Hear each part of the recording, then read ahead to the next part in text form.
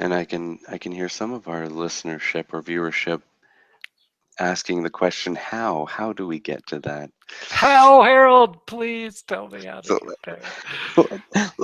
let's reveal truth key number 3. No, I don't know. The Um, secret to success, yeah, number 1734. that goes all the way back to our first show. I think It the does. humor of that. I believe it does. Yes, that's funny. So the way that it happens is through um, disidentifying with the self-image as what you are. Yeah. The more you see that the self-image, the Harold Feddersen story, Yeah. the more that you see that this is just this sort of almost character thing that's happening. It's this Um, fiction. this thing, yeah. The more we see that we're not our thoughts, you know, like somebody recently, I was having a conversation, and I said, do you believe that Santa Claus is real?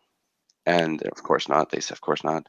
When you were 8, that was truth. All of your thoughts, that was a truth so deep, so pure. Yeah. And then when you're 15, that was replaced. There's a whole new absolute truth. In your 20s, absolute truth. 30s, absolute truth. 40s, 50s, 60s, 70s, 80s. All the way through, there are these sort of absolute truths, if you will, Mm. if we stay believing that our thoughts are somehow the truth of the reality we live in. Yeah, that's a good way of talking about it. So the more we disidentify from our thoughts, the more we can sort of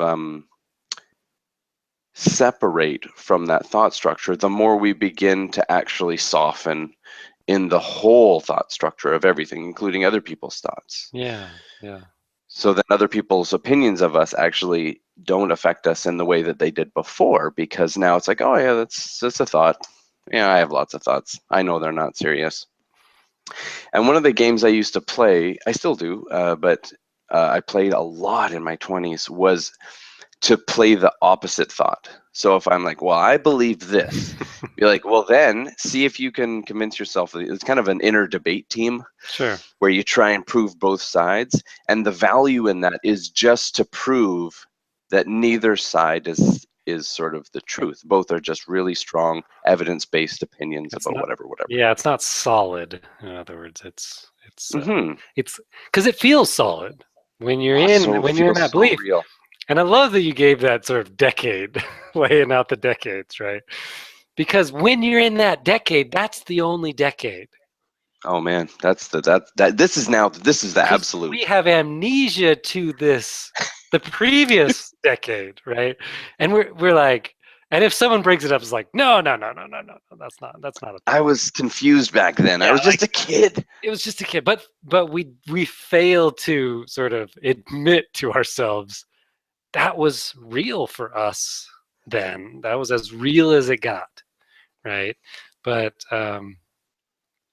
yeah, I mean, I love what you're saying because it's one of the ways I talk about sometimes is just the we're always going to have thinking, but our relationship to thought itself shifts, right? It's because, like you said, it's that we go from this is who I am to this. It's not quite that solid anymore. This is more of it's a thought system, right? And thought systems can change. They're pretty fluid, in fact. Right?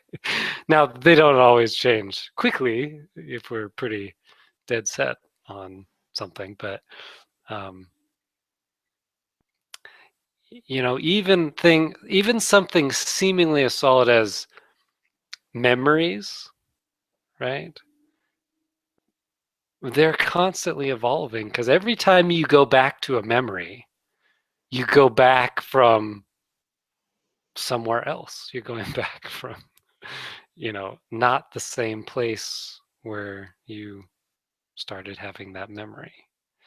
Um, And so there's all these things to do with thought in the mind that just seem solid. And so it's really nothing to do with getting rid of the thinking or changing the thinking as far as our entry point, right? Because you asked the question how, right, Harold? It's more about some kind of seeing, right? I'm seeing this isn't what I thought it was, right? My thinking isn't what I thought it was.